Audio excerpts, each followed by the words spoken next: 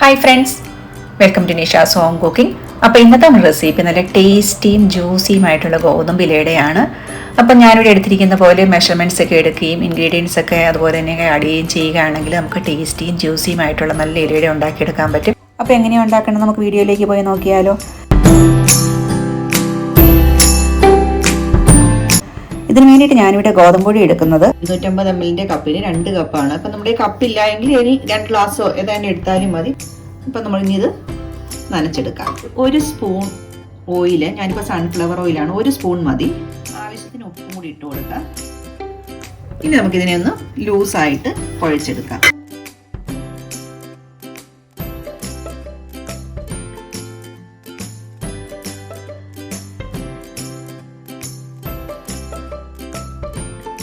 ഇത് കണ്ടോ, നമ്മളിപ്പോൾ ഇതുപോലെ ഇച്ചിരി ലൂസായിട്ടാണ് നനച്ചെടുക്കേണ്ടത്. ചപ്പാത്തിയുടെ ഒന്നും പോലെ നമുക്ക് ഹാർഡാക്കാൻ പറ്റില്ല. ജസ്റ്റ് ഇങ്ങനെ കുറച്ച് ലൂസായിട്ട് വേണം നമ്മളിത് കുഴച്ചെടുക്കാനായിട്ട്.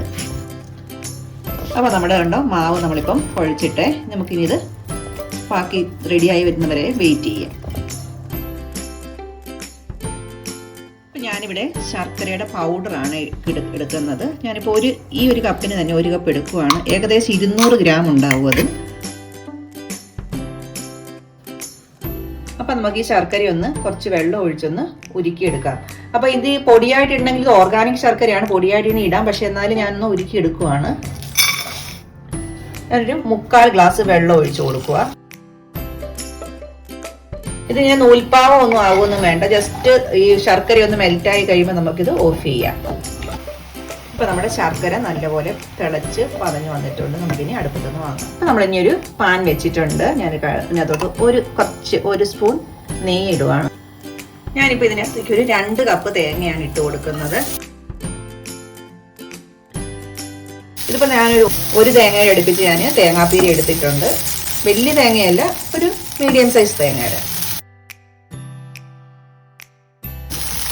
ഇപ്പൊ നമ്മുടെ തേങ്ങ ഉണ്ടോ ഒരു കുറച്ച് ഇങ്ങനെ എന്താ പറയാ, വറുത്ത പോലെ ഒന്നും വരാൻ പാടില്ല. ജസ്റ്റ് അതിന്റെ പച്ചപ്പ് ഒന്ന് മാറിയിട്ടുണ്ട്. ഈ സമയത്ത് നമുക്ക് ഉരുക്കി വെച്ചിരിക്കുന്ന ശർക്കരപ്പാനി ഒഴിച്ചു കൊടുക്കാം. ഇനി നമുക്ക് ഇതിന്റെ ഈ ശർക്കരപ്പാനിയുടെ വെള്ളം മൊത്തം നല്ലപോലെ പറ്റി നല്ലപോലെ വരണ്ട് വരണം.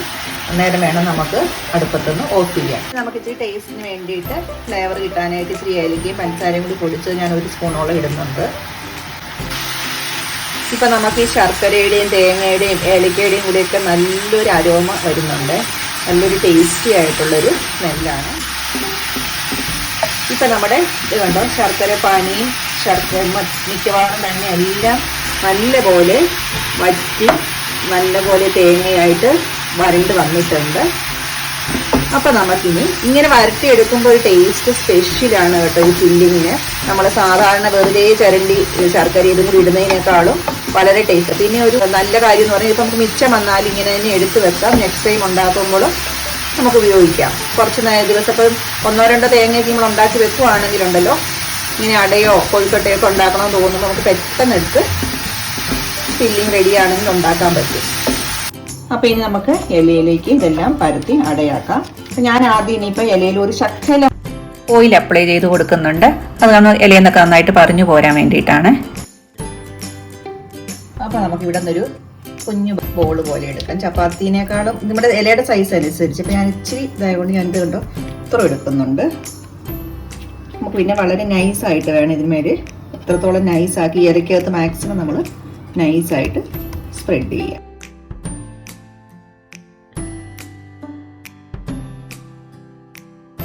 നമുക്കിനി ഫില്ലിങ് ഒരു സൈഡിൽ വെച്ച് കൊടുക്കാം. ഇതിനകത്ത് നമ്മൾ ഫില്ലിങ്ങിൻ്റെ ക്വാണ്ടിറ്റി നമുക്ക് എത്രത്തോളം മധുരം വേണം എന്നനുസരിച്ച് വേണം വെക്കാനായിട്ട്. കാരണം ഒത്തിരി മധുരമായി പോയാൽ ചിലപ്പം ഇഷ്ടപ്പെടത്തില്ലല്ലോ നമുക്ക്. അപ്പോൾ അതിനനുസരിച്ച് ക്വാണ്ടിറ്റി ഫില്ല് ചെയ്യാം. അപ്പോൾ അതുകൊണ്ട് ഇവിടെ വെച്ചിട്ടുണ്ടെങ്കിൽ നമുക്കിതിനെ ഇവിടെ നിന്ന് ഫോൾഡ് ചെയ്തെടുക്കാം. ഫോൾഡ് ചെയ്തതിന് ശേഷം നമുക്ക് ഈ സൈഡൊക്കെ ഒന്ന് ടച്ച് ചെയ്തിങ്ങനെ കൊടുക്കണം. അപ്പോൾ അത് നന്നായിട്ട് ജോയിൻ്റ് ആയിക്കോളും. അപ്പോൾ ഇലയുടെ സൈസ് കറക്റ്റ് ആണെങ്കിൽ നല്ലതാണ്. കാരണം നമുക്ക് ഒത്തിരി എക്സ്ട്രാ അങ്ങോട്ടും ഇങ്ങോട്ടും ഒന്നും കിടക്കൂല. പിന്നെ ഉള്ളെങ്കിൽ ഇതുപോലെയൊക്കെ എടുത്ത് നമുക്ക് കളയാം. സൈഡിൽ നിന്നുള്ളതൊന്നും വെക്കണ്ട, അതൊക്കെ ഇവിടെ നിന്ന് മാറ്റി വെക്കാം. ഇപ്പം നമ്മളിതുപോലെ ഇലയ്ക്കകത്ത് റെഡിയാക്കി വെച്ചിട്ടുണ്ട് ഒരെണ്ണം. ഇനി ബാക്കി ഇതുപോലെ എല്ലാം പുരട്ടിയിട്ട് വേണം നമുക്ക് അപ്പച്ചമ്പി വെക്കാനായിട്ട്. ഇതുപോലെ തന്നെ ബാക്കി എല്ലാം കൂടി ഉണ്ടാക്കിയെടുക്കാം. ഇപ്പോൾ നമ്മുടെ ലാസ്റ്റ് ഉള്ള അടയാണ്. ഇപ്പോൾ ഞാനിത് ഇതും കൂടി എടുത്ത് ഫിനിഷാക്കി. അപ്പോൾ നമ്മുടെ എടുത്ത മാവിൽ നിന്ന് മൊത്തം എല്ലാം ഇതുപോലെ നമ്മൾ കറക്റ്റായിട്ട് ഇലയ്ക്കകത്ത് ഫില്ല് ചെയ്ത് വെച്ചിട്ടുണ്ട്.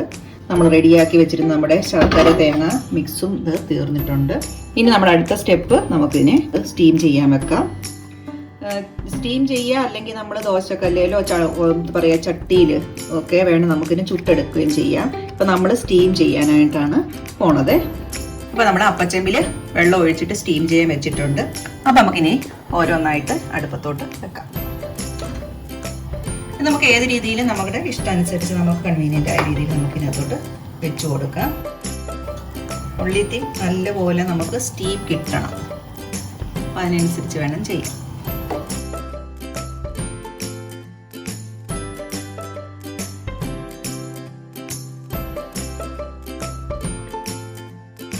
നമുക്കൊരു 15 മിനിറ്റ്സ് നമുക്ക് ഫസ്റ്റ് സൈഡ് വേവിക്കാം. ഫസ്റ്റ് സ്റ്റീം ചെയ്യാൻ വെക്കാം. നമ്മൾ വെച്ചിട്ടൊരു 15 മിനിറ്റായി. നമുക്ക് തുറന്ന് നോക്കാം. ഇപ്പോൾ കണ്ടോ, ഈ പൊക്കത്തിലെ സൈഡൊക്കെ നല്ലപോലെ ആവി വന്ന് ഇലയൊക്കെ നല്ലപോലെ വാടിയിട്ടുണ്ട്. അതിൻ്റെ അകത്ത് നന്നായിട്ട് വെന്തിട്ടുണ്ട്. പക്ഷെ എപ്പോഴും നമ്മൾ ഒരു സൈഡ് മാത്രം വേവിച്ചാൽ ഫുൾ വേവാൻ സാധ്യത കുറവാണ്. അപ്പോൾ നമുക്ക് എടുത്തിട്ടൊന്ന് തിരിച്ച് വെക്കണം. നമുക്കൊന്നൊന്ന് എടുക്കാം പുറത്തോട്ട്. അപ്പോൾ നമുക്കിത് അടുപ്പത്തൊന്ന് ഞാൻ എടുക്കുവാണ്. കണ്ടോ, ഇപ്പോൾ കണ്ടോ കുറച്ച് പച്ചപ്പ് കാണുന്നു. അതിൻ്റെ അകത്ത് അവിടെ വേകാനുണ്ടാകും. അപ്പോൾ നമ്മളിനി തിരിച്ച് വെക്കണം.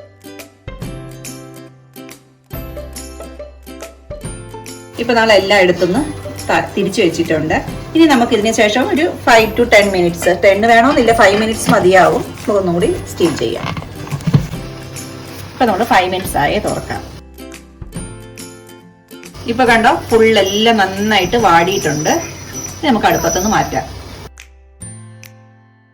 അപ്പോൾ നമ്മുടെ നല്ല സോഫ്റ്റ് ആൻഡ് ജ്യൂസി ആയിട്ടുള്ള ഇലയുടെ എല്ലാം നല്ല റെഡിയായി വന്നിട്ട് നമുക്കിതൊന്ന് തുറന്ന് നോക്കിയാലോ. അതേ കണ്ടോ എത്ര സോഫ്റ്റ് ആയിട്ടാണ് ഇരിക്കുന്നതെന്ന്. അതുപോലെ തന്നെ അതിനകത്തെ മിക്സൊക്കെ നല്ല കറക്റ്റായിട്ടാണ് വന്നേക്കുന്നത്. നല്ല സുഖമാണ് ഉണ്ടാക്കിയെടുക്കാൻ. ഒത്തിരി ബുദ്ധിമുട്ടൊന്നുമില്ല. നമുക്ക് അങ്ങോട്ടും ഇങ്ങോട്ടും മറിച്ചിടുമ്പോൾ ഇലയിൽ നിന്ന് തെന്നി പോകുന്നും ഉണ്ടാവത്തില്ല. വളരെ ഫ്ലെക്സിബിളായിട്ട് ഈസി ആയിട്ട് ഉണ്ടാക്കിയെടുക്കാൻ പറ്റിയതാണ്. അതുപോലെ നല്ല ടേസ്റ്റുമാണ്. അപ്പം നമുക്ക് 2 കപ്പ് ഗോതമ്പ് മാവ് കൊണ്ട് ഏകദേശം ഈ ഒരു ഷേപ്പിലും ഈ ഒരു സൈസിലും ഉള്ള ഒരു 8 അട നമുക്ക് ഉണ്ടാക്കിയെടുത്തിട്ടുണ്ട് കേട്ടോ. ഈ ഗോതമ്പട ഉണ്ടല്ലോ, നമ്മൾ തണുത്തിട്ട് നല്ല പോലെ തണുത്തിട്ട് കഴിക്കുമ്പോഴാണ് ഇതിൻ്റെ നല്ല ടേസ്റ്റ് വരണത്. ഇപ്പോൾ രാത്രിയിൽ ഉണ്ടാക്കി വെച്ചിട്ട് രാവിലെ ബ്രേക്ക്ഫാസ്റ്റിനൊക്കെ എടുക്കുവാണെങ്കിൽ, അല്ലെങ്കിൽ രാവിലെ ഉണ്ടാക്കിയിട്ട് ഈവനിങ് സ്നാക്കിനൊക്കെ എടുക്കുവാണെങ്കിൽ നല്ല രസമുണ്ട് കഴിക്കാനായിട്ട്. അപ്പോൾ നമ്മുടെ ഈ ഗോതമ്പ് ഇലയടയുടെ റെസിപ്പി നിങ്ങൾക്ക് എല്ലാവർക്കും ഇഷ്ടപ്പെട്ടു എന്ന് ഞാൻ വിചാരിക്കുന്നു. വീഡിയോ ഇഷ്ടപ്പെടുകയാണെങ്കിൽ ലൈക്ക് ചെയ്യുകയും ഷെയർ ചെയ്യുകയും അതുപോലെ എൻ്റെ ചാനൽ സബ്സ്ക്രൈബ് ചെയ്യാനും മറക്കരുത് കേട്ടോ.